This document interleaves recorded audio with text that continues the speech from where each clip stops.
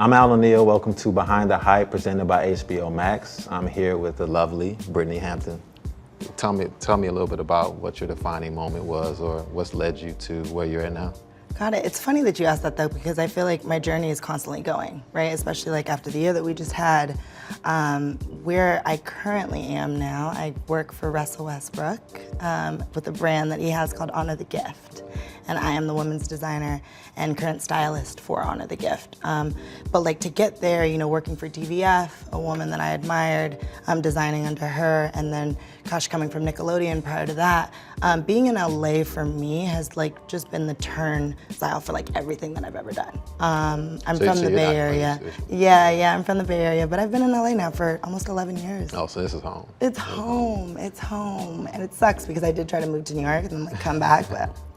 I remember that stint. Yeah. But it's tough because, I mean, as you know, the fashion industry transitions, right? So like sometimes it's in LA and we have a huge moment here, especially for streetwear. Right now, streetwear, this is the hub of it. Whether you're walking down La Brea or you're walking down Fairfax, like the kids are in it, you know? And this is where the root of it is, whether it's sneakers or clothing. They know what they're doing. And LA is just the hub of it. So coming back was a thing that I had to do. Yeah. So Bay Area roots, fashion, what does that mean to you?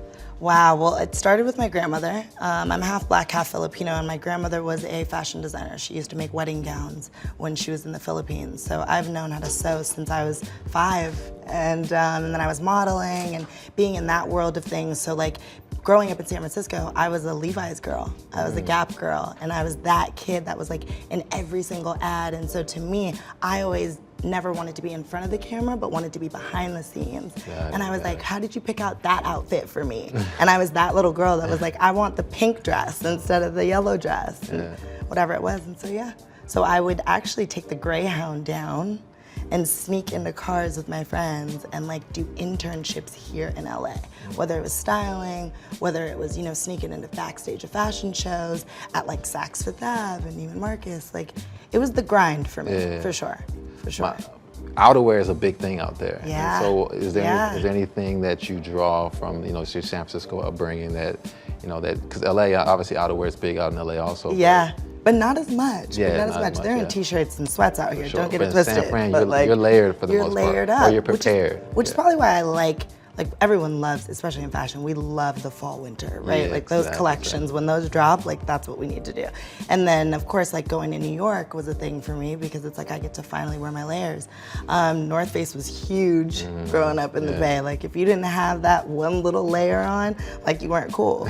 But, and we would still do this stuff into the socks and like our J's and you know, our K-Swisses back in the day, like whatever it was, we did it. And yeah, I still take part in that. Like even when we're creating at Honor the Gift right now, like layering pieces are important to us. Like layering pieces are important to us. And it's mainly because Russell's on the road 24/7, you know? And like he's in different seasons. It could be snowing at one game, but then, you know, he's in sunshine here in LA every other day, so.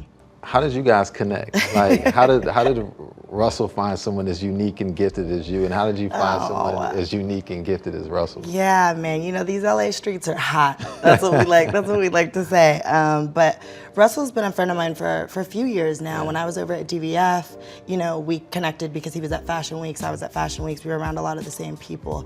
And when I was at DVF, I remember Diane wanted me to work with Russell for his Barney's collection. Oh yeah, I remember that. And that was like something that him and I had talked about once I left DVF. And then ever since then, it was kind of like a back and forth. Like he hit me up because he saw me out in like, you know, in the streets. He saw me out one time and was just like, yo, what are you up to right now? Like, are you still styling men? I was working with Brandon at the time. And he was like, you know, I would love a shopper. That's what we like, a shopper. Because don't get it twisted, Russell Westbrook dresses himself.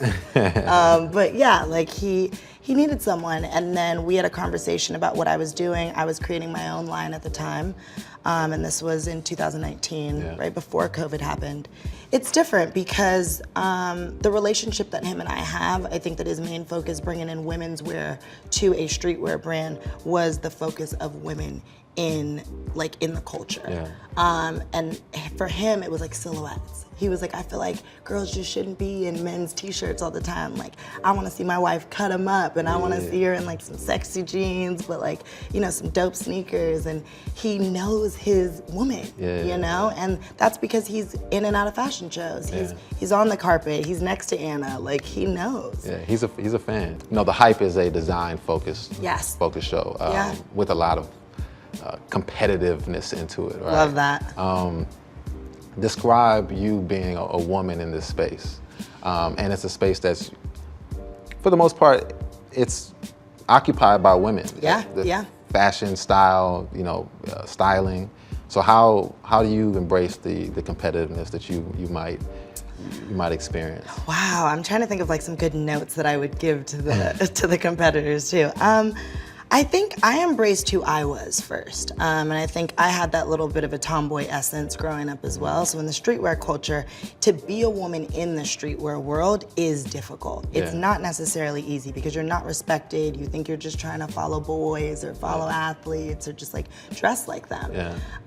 When in all of reality, it's more so like us just embracing ourselves. So being a woman, I think, especially like being a designer in it, is difficult, but it more so makes you like drive harder. Like it makes you want to grind just a little bit harder to be with the boys in the room. Like I was on a competition series myself 4 years ago, and even just in the design room and like the intense like atmosphere that it was, just not only challenging other women but having other male figures in the room that they have on Hype. It's gonna be scary, but it'll be a roller coaster that they're gonna have to get after. I still feel like it's owned by women. And one thing I know about men are always, when it comes to style and fashion, as much as we don't like to admit it, we look to women for, you know, that nod of approval. Right? And so that's never gonna change. You know, I think a lot of times, and you know, you hear that saying like, you know, men dress for women. You know, and it's women who dress for other women also. So everyone's dressing for women. It's like, you know, for the approval of other women. What are you seeing right now, style-wise, that is shaping, you know, your vision right now? I would say tailored silhouettes, which I love because we all need a refresh from last year. Like we were way too cozy. So to come back and be clean and tailored and like silk button-ups and like, you know what I mean, like loafers and just like sexy velvets, bring it back. I like that. I like that because right now what we've been stuck on, and the conversation I've had with so many people, fashion has become very redundant. It's so many of the same silhouettes, and that same silhouette was like the oversized, boxy, and we were losing another dimension, which is, to your point, the tailoring, right? And the more fitted stuff. So I'll be excited to see that back, and I'm glad that you pinpointed that, because if we can find a way to balance that again, you know, balance some of the tailoring with the oversized, I think it'll give us a better field to play in. Right now, it just feels like everything has to be super baggy, oversized. And I get why too. In my opinion, I think it's because it's easier. It's easier. It's harder to be more comfortable. Gain a little weight.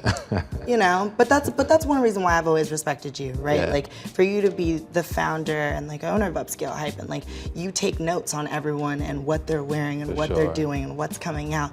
But like you as a person has always been this clean cut, like gentlemen. There aren't a lot of gentlemen in the world anymore. I stay true to myself. You know, right? Everybody's going here. I stay where, I mean, like, cause it's all about comfort, like what you're comfortable with. And I'm comfortable being me, right? And when I see everyone going left, you know, you gotta stay. I gotta stay where I'm comfortable. And find who you are. And find who I am. And I love that, especially because I think that like even with all the competitors that are currently on the Hype, kids are now looking up to them.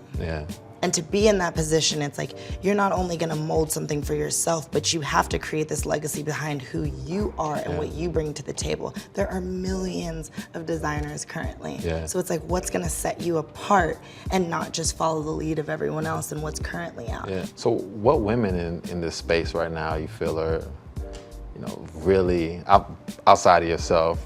You know, me, myself, and I? No, I'm kidding. Really maximizing on, like, you know, maximizing their potential, maximizing what they're doing. Yeah, there's a few of us. Obviously, like, let's talk about the show first. So let's do Bephie in general, right? Yeah. Like, she's with Union, brought in Union. Everything that they've been doing is just amazing beyond words. Yeah. I know you guys brought in Alayli. She's been doing really well, right? Like, this girl's been doing her thing. She's been at every fashion week, killing the game. When it came down to being an influencer, especially a few years back when that became a thing, I think that she needed to do what she had to do in terms of like collaborating with different brands. You know, she had her little capsules here and there, and then of course with the Jordan brand alone, I think she's done her thing. Yeah. And then of course, I think as we constantly talk about sneakers and apparel, Nike has done an amazing job with finding their outside creatives. Aziza, who is an amazing friend of mine, she's based out of Chicago. She is a women's wear designer and does ready-to-wear gowns and dresses, but she's collaborated with Nike to do streetwear. And Wow. it's dope because they gave her like her own capsule that ended up on the sneakers app, sold out immediately. I didn't even get my stuff. I was like, girl, you supposed to be my friend. But you know, for them to do that and acknowledge women in this community, I think it's just huge. You know, you've got like the Kristen Noel, who's the wife of Don C, but has made her mark in the streetwear community, whether it's with Virgil and all of them and being with Jerry and just understanding the crew. It's their style. Yeah. And it's women being able to come in as who they are and bring their flair on fashion and the streetwear of men. I think it's dope. So I guess that's it. You know, we had a great conversation, a lot of gems that were shared. So it's always a pleasure talking to you, the one and only Brittany Hampton. Looking forward to see what's on the horizon, what's next for Honor the Gift, and what's next for you, just personal growth and everything. Thank you. Yeah, All love. Can't wait.